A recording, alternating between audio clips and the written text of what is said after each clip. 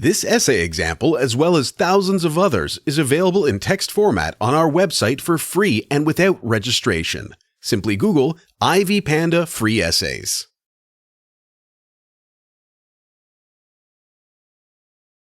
Introduction. For this work, the poetry of Kahlil Gibran will be examined. Specifically, a focus is made on his poem on children. Gibran's work has been critically and publicly acclaimed, often praised for its social value and insight. On children, in particular, works well to combine the most distinct and important parts of the author's presentation, messaging, themes, and ideas in a form that is easy to grasp. The piece, much like the works it is surrounded by, comes across as a lesson for the reader, an opportunity to change one's way of thinking about the subject.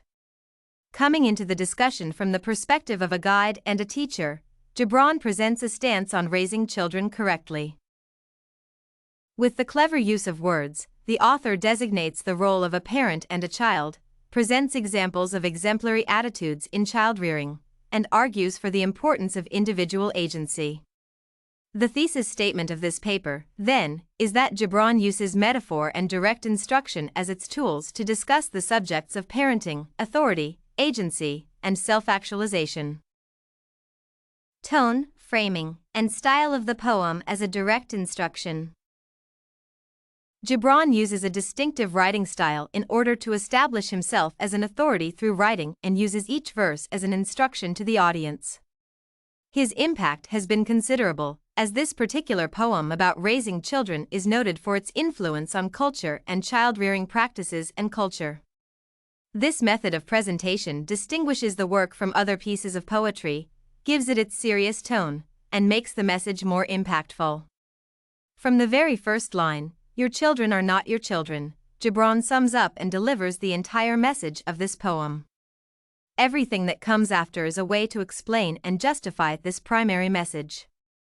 It is direct and non-negotiable. One could even argue it is somewhat disrespectful to parental figures.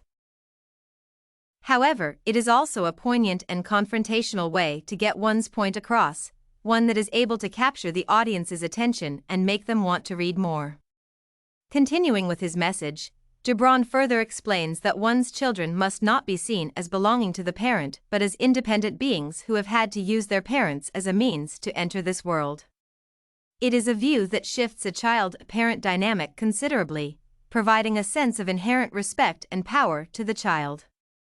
The writer implores parents to give their offspring love, protection, and living necessities, at the same time treating them with the respect and dignity another individual warrants. Children are framed as a representation of tomorrow's ambition, of progress. The movement of time is shown as unavoidable, a constant that has to be accepted without negotiation. In saying, "Life goes not backward nor tarries with yesterday," Gibran finds a creative way to say that children, the future, must not be tied down by their parents' yesterday. Altogether, the combined use of similes and adherence to the somewhat instructional tone help to emphasize the importance of the message, the position of the author as a prophet, and the value of the point being made. The bow metaphor and the relation between parent and child. The bow metaphor present at the end of the poem works to solidify the connection between the world, the parent, and the child.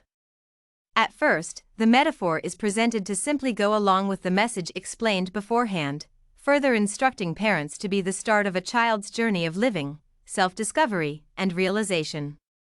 Then, it is further developed by introducing the concept of an archer, an outside force that is akin to life itself, fate, or God's will. The archer sees the mark upon the path of the infinite, and he bends you with his might that his arrows may go swift and far. The archer uses the parents as a bow so that the children may become the arrows to create the future.